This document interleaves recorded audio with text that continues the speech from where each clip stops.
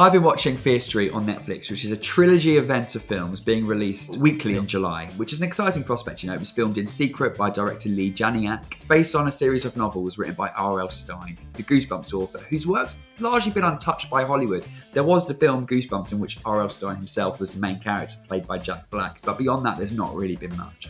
But I think Netflix are now thinking it's time to Stephen King R.L. Stine. So the plot of this one is it's basically set in a town called Shadyside, a fictional town, I should add, where a group of kids unlock an ancient mystery behind a series of gruesome horrors that have taken place over the last 300 years. And each film kind of goes back in time and you see different instances of this. What I should say is that the whole young cast in a town where strange goings-on occurs is very reminiscent of Stranger Things. And you might be surprised to know, I wasn't really, that Lee Janiak is actually married to Ross Duffer, who is a co-creator of Stranger Things. Kind of slasher vibes is very reminiscent of American Horror Story. It's doing what Fear Street is trying to do a lot better. Don't be fooled by the young cast. This is an adult film. It's very violent, it's quite spooky, and it has some sex scenes in it, which might surprise you. The only thing I'm fearful of is that young kids will watch this, and this will be their touchstone of horror, because there are so many better things out there.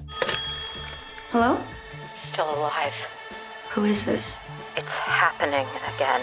So if you look at the credits, there's people like Sadie Sink from Stranger Things, like you mentioned, and Gillian Jacobs from Community. Do they kind of get a chance to shine? The two you mentioned do get a chance to shine, especially Sadie Sink. She's so great in Stranger Things, and she's really good here. And Gillian Jacobs is great, but she's not in it as much as Netflix probably want you to believe she's in it. It felt like they were throwing a lot of things at the wall, but weren't really doing that with any care at all. So the whole thing felt slapdash. So that's a pretty damning verdict, but is it a binge or a bin? It's a blood-soaked bin.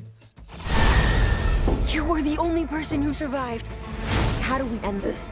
You have to go back to where it all started.